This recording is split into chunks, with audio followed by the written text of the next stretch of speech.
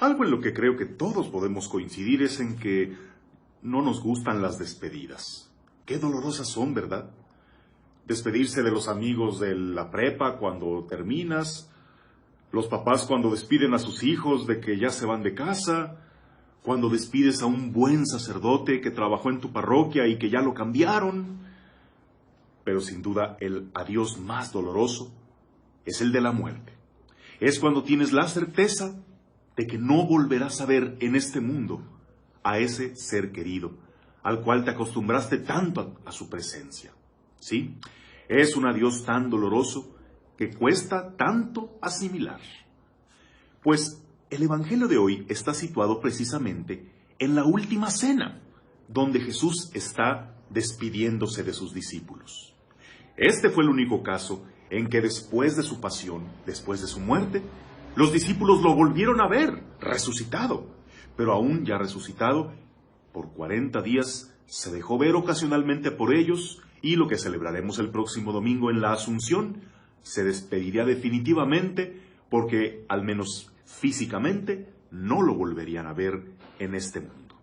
Y esto también para los discípulos fue un golpe muy duro, que Jesús tuvo que prepararlos para que lo fueran asimilando. Dicen los expertos, en este caso la doctora Elizabeth Kubler-Ross, hizo una clasificación, o hizo 5 etapas en las que se vive el duelo por una pérdida. Estas etapas son la negación, la negociación, la ira, la depresión y la aceptación. Pon atención si tú has vivido recientemente o estás pasando por un proceso de duelo. ¿En qué etapa te identificas ahora? ¿O te has quedado atorado en alguna? Primero, la negación. Es cuando tú dices que no, es que esto a mí no me puede pasar. Les pasará a otros. Otra gente perderá a sus seres queridos por accidentes, por asesinatos, pero yo no. A mí no me puede pasar. Y no puedes asimilar esa realidad de que efectivamente te está sucediendo. De que tus seres queridos no son inmortales, que todos somos vulnerables, que todos nos podemos enfermar, a todos nos pueden pasar cosas, todos nos podemos morir. Es esa etapa cuando recibes el golpe y todavía no te la crees. Los discípulos atravesaron también por su etapa de negación, porque el Señor en repetidas ocasiones les anunciaba: es necesario que el Hijo del Hombre sufra mucho en manos de los hombres y sea crucificado. Y los discípulos no querían entender. No es que no entendieran, es que no querían entender. Hasta Pedro lo tomó aparte para decirle: no, Señor, ¿cómo crees? A ti no te puede pasar eso. Pero ya saben la reprimenda que le puso. Todos pasamos por esa etapa en que no podemos creer, en que decimos: es que a mí no me va a pasar, hasta que nos pasa. Segunda etapa, la negociación. Cuando ya te diste cuenta que te pasó, pero te aferras a una esperanza, te aferras a un imposible. Por ejemplo, aquella madre que le pide a Dios: Señor, si quieres, toma mi salud a cambio de la de mi hija, que me enferme yo, que me muera yo, pero que se alivie mi hija. ¿Cómo ves? ¿Hacemos ese intercambio? O te prometo que si se salva mi hijo, voy a hacer una manda que me voy a ir de rodillas hasta tu santuario. O que te prometo que nunca más en mi vida voy a volver a tomar un refresco. Lo negociamos aferrándonos a algo, a una esperanza. O cuando ya sucedió, estamos negociando en nuestro interior, queriendo encontrar una respuesta. ¿Y si hubiera hecho esto? ¿O si hubiera hecho aquello? ¿Jesús alguna vez habrá hecho una negociación? Claro, Él también vivió un proceso de duelo para padecer la cruz. ¿Recuerdan en el huerto de los olivos cómo estaba tratando de hacer una negociación? Padre mío, tú todo lo puedes. Si es posible que pase de mí este cáliz, o sea, que yo no pase esta prueba. Bueno, pero no se haga mi voluntad, sino la tuya. Fue una negociación, aunque claro que Él entregó totalmente su voluntad al Padre, pero es ese proceso de ¿cómo le hacemos para no vivir este gran dolor? Tercera etapa, la ira. Cuando caes en la cuenta de que ya sucedió y tienes una amarga combinación entre coraje, tristeza, impotencia. De plano no sabes si estás triste o estás enojado, o es que estás en realidad las dos cosas. Y bueno, total, no buscas quién te la hizo, sino quién te la pague. Andas irritable, te desquitas con quien no tiene la culpa y buscas encontrar un culpable. Si hay un culpable evidente, por ejemplo, el asesino, o aquel médico negligente, o ese pariente que nunca se presentó cuando mi mamá lo necesitaba, en fin, cada quien sabe su caso. O puede que la ira vaya contra ti mismo, esa ira autodestructiva en la que tú te reprochas tanto lo que te faltó hacer o el error que cometiste. O en última instancia, el único que se deja culpar es Dios, al cual vemos como ese ser cruel que nos arrebata lo que amamos, que se lleva a la gente buena. Tantos argumentos verdaderamente absurdos, pero que son un desahogo. Y es que en alguien tenemos que descargar nuestra ira. Jesús también pasó por eso, aunque no lo creas. ¿O acaso no recuerdas cuando en la cruz exclamó con un grito desgarrador: Dios mío, ¿por qué me has abandonado?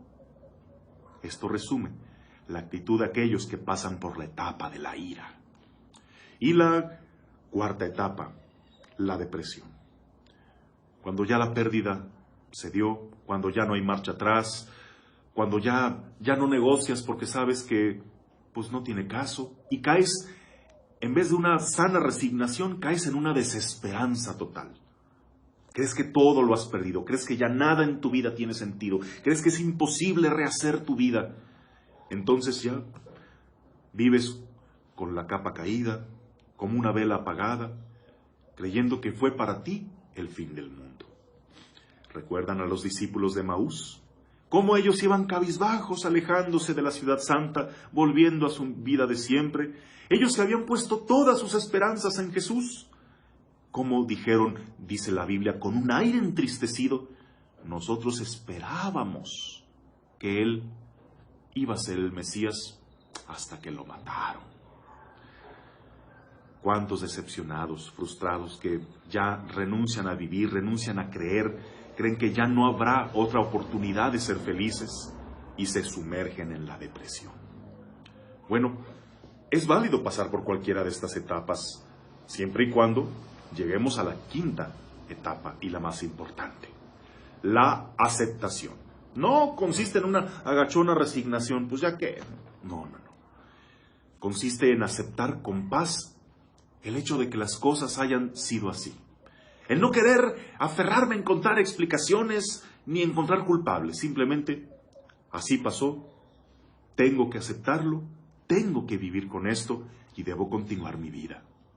Es reconciliarte con el pasado, es vivir tu presente y mirar con esperanza hacia el futuro, creyendo que lo anterior fue una etapa hermosa en tu vida, pero siguen más. Aprendes todas las lecciones que te dio este proceso doloroso y ahora sales fortalecido a escribir una nueva página en tu vida. Y Jesús preparó de forma admirable a sus discípulos para esto en las palabras del Evangelio de hoy. Los discípulos que no podían imaginarse su vida sin Jesús, Él les está anunciando que cuando se vaya, enviará al Espíritu Santo, al Consolador, que les recordará todas las cosas que les he dicho.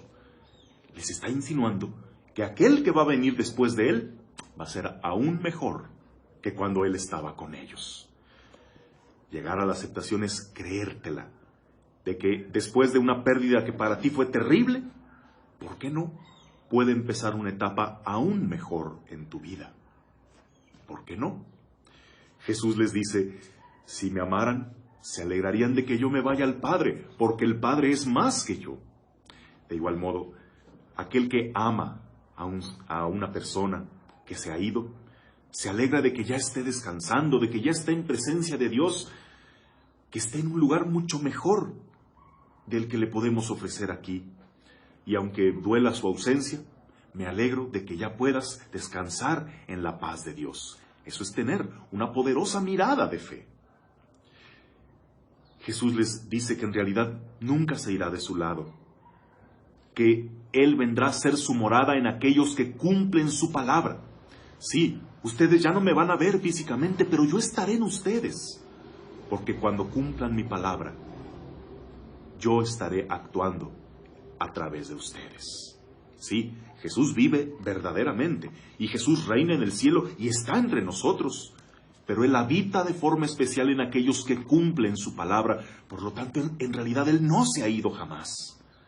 Así también a nuestros seres queridos, mientras los recordamos, mientras vivimos sus enseñanzas, mientras prolongamos su legado, estamos prolongando su existencia, no a la misma forma que Jesús, pero cuando estamos honrando su memoria, es cuando los hacemos presentes en este mundo. Dice el Señor: la paz les dejo, mi paz les doy. Esa paz que no consiste en pasividad, en que ya quédate quieto, o en que nadie te molesta, nadie te lleva la contra, o que no hay ningún problema. No, la paz significa que en medio de la tormenta, en medio de la adversidad, me mantengo de pie. Aunque por dentro esté triste, le doy a la vida una buena cara. Me atrevo a ser feliz. Me atrevo a ser decidido en seguir la palabra del Señor. Esa paz que el Señor da, que no es una paz como la que da el mundo, no es pasividad ni resignación, es fortaleza en medio de la adversidad. Es aprender a ser resilientes. Cuando hemos recibido un duro golpe de la vida, reincorporarnos aún más fortalecidos que antes. A ti que quizá, afortunadamente, en este momento no estás pasando un proceso de duelo, recuerda también lo que dice el Señor. Les he dicho estas cosas antes de que suceda, para que cuando suceda crean. Tenlo siempre presente. Y a ti que estás atravesando ese proceso del duelo, piensa, ¿te has estancado en alguna de las etapas?